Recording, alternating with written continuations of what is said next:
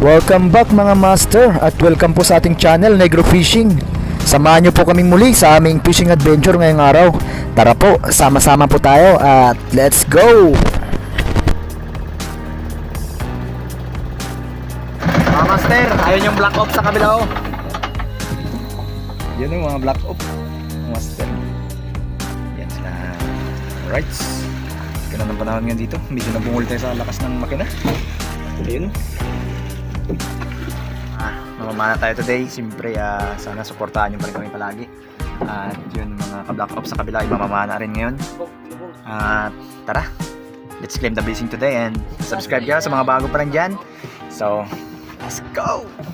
Maraming salamat pala sa mga taga Laguna. Shout out po sa inyo, especially kala Master to, sa mga nagpapa-shout out. Shout out sa inyo, si Master Al Fishing Trip ng Panindigan San Vicente yan. Master, salamat sa pag-antabay sa mga video natin yan. Shout out sa iyo, Master. Shout out din po kay Master Rod Choi Fishing Adventure yan. Master, shout out tayo. Sabi sa'yo ni Master Alfonso, Pai. Shout out mo rin siya, Pai. Si Master Rod Choi Fishing Adventure yan. Kilala ka pala nito. At yan, kay Master Great Fishing Life, Jobin Mana. Sa ibang bansa to yan. Ingat sa ibang bansa mga Master. Lalo na kay Master Kawan Heart TV. Yan, Master, shout out sa inyo. At sa mga Black Ops, shout out. At yan. At shout out din po sa kapatid ni Master Kuya North TV ng Laguna. Si Master Ginalyn Encinares. O Encinares po ba? Yan, shout out po sa inyo. Pasensya na at ngayon na tayo nakapag-shout out. So tara. Palataang punta rin ang katao. Ano pa ano?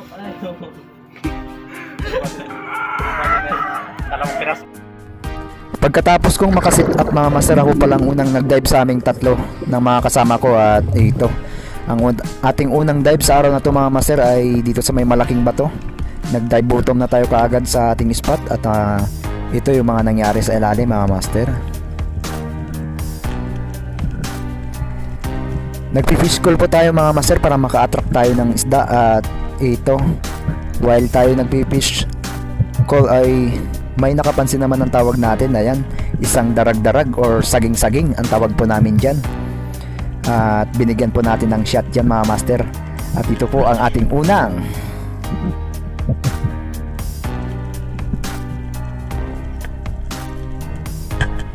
yan po ang unang sablay natin mga master.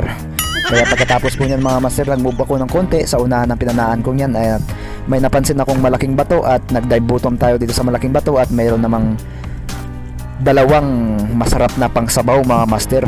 Ayan o, mga ilak ang lalaki mga master. At hindi lang natin na-pull ang trigger dahil nga ay humahanap ako ng magandang anggulo. At ito, habang palayo sila ay nag-stay pa tayo sa ilalim ng medyo matagal para maghintay ng mga posibleng matira sa araw na to.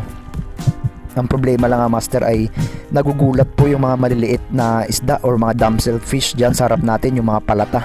Kaya habang nagugulat sila ay hindi na ma-attract yung isda. At paglingon ko sa aking kanan, ayun, ang kapal ng mga danggit mga master. Ang daming danggit, rabbit fish po. Itong spot na to mga master ay nasisira na po namin ito ng gabi. At sa gabi po ay napakaraming danggit din dito. Ang problema lang ay malalim. Kasi po mga master ay nasa siyam na dipa po ito o siyam na patong. Kaya wala po kaming masyadong nakuha sa gabing iyon. At bihira lang po ang light namin ng mga time na yun ay hindi talaga maasahan ng lakas. Kaya may mga order tayo sa Shopee ng mga light. Kapag dumating ay may mga fishing adventure tayo na magagawa. Sa dive ko na to mga master ay inaabangan ko ang dalawang surahan dyan mga master sa harap natin. At hindi maabot ng panan natin. Kaya nag-stay tayo dito at lumapit yung isang ilak. At ayaw talaga lumapit sa atin ng bahagya mga master. Kaya hindi natin matira-tira. At sa unahan po niyan ay yung dalawang surahan. Kaya nagpailalim pa tayo dito sa mga bato. At ginapang po natin upang masecure natin kung matitira ba natin o hindi. Ang problema lang mga master ay napakailap. At pagtingin ko po sa kanan ko, ayun, isang coral trout po. Ang problema lang ay napakailap din.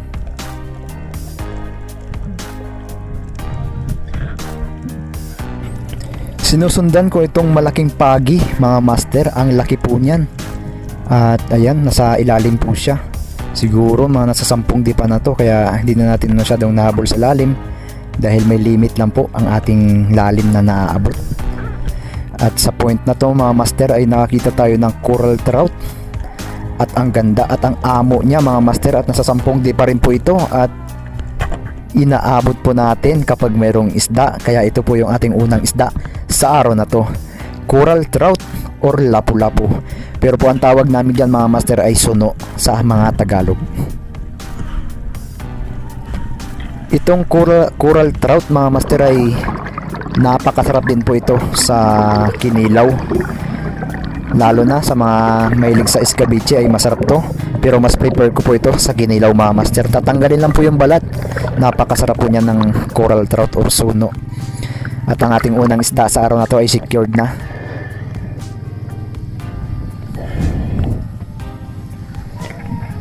Pag dive natin dito mga master ay nag-unload tayo ng isang guma dahil may nakita tayong lobster. Ayan, maaga pa lang may lobster na. Kaya ito, napana naman natin at ito ang ating pangalawang huli sa araw na to. Lobster po or banagan. Itong lobster talaga ay yung mga social na ulam mga master. Kaya inulam natin ito kasi bihira lang tayo makaulam nito eh. Secured na natin yan mga master. At ito sa pangatlong dive pala natin mga master, pagkatapos natin ma-secure itong mga nahunang huli natin ay ayan oh, grabe yung kawan at ang kapal ng mga dilis mga master. At may napansin po ako ditong suno sa unahan natin at ginapaan natin yan mga master upang masagawa natin ang paghahunt. At pagsilip ko sa bato ayun, lumubas yung mga master, naglabas. At pagtira ko hindi natin tinamaan mga master at ayun, may lumabas pa na isang suno. Sayang talaga. Pero di bali, baka hindi talaga para sa atin. So nag-move tayo sa kabilang bato mga master. At ito, ang kapal din ng kawan dito mga master ng dalagang bukid. Tinira ko tong dalagang bukid dahil gustong gusto ko kumilaw mga master kasi may huli tayong suno. Kaya ito, tinira natin tong isa. Ang laki ng mga master, mga nasa palad ko na yan kalaki. Siguro mga 3 grams. At yan po ang ating huli ngayon, ang dalagang bukid. Di ko po alam kung anong tawag nyo sa isda na to sa mga lugar nyo. Pero dito po sa Palawan, sa Port Barton, ang tawag po namin dyan ay dalagang bukid. Masarap yan sa prito, kinilaw at paksyo. Sa dive natin na to mga master ay ayan, kung makikita nyo po, mayroon naman po tayong hinahunt dyan at isang dalagang bukid naman. At ito, nang mamit natin ng distance, mga master, ang problema lang ay napunit kaya nakawala. Dali-dali po ako nag-load ng aking guma dyan mga master dahil nakakita ako ng coral trout na naman dyan sa ilalim ko. Biglang lumabas galing po sa loob ng bato. At ito, napakaamo niya mga master, kaya nasagawa natin ang isang napakagandang tira. Spine shot mga master at hindi masyadong nakagalaw o nakapanglaban itong coral trout or suno, kaya maganda ang pagkakatama. Nabuto mga master. Itong suno ang aking pangalawang huling suno ngayon sa araw na to. The best ito mga master dahil may pang-ulam na naman tayo. Wow, ang laki.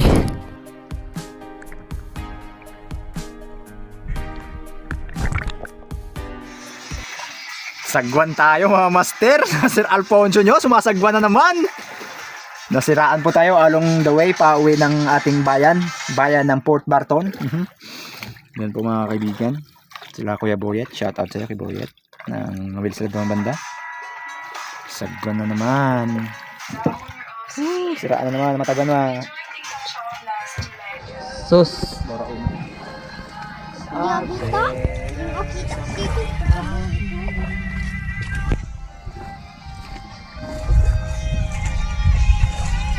Yeah.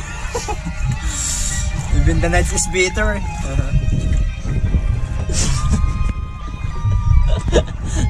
Mag-ano na yung ano? Sunset. Wow, sunset na time. Sunset time.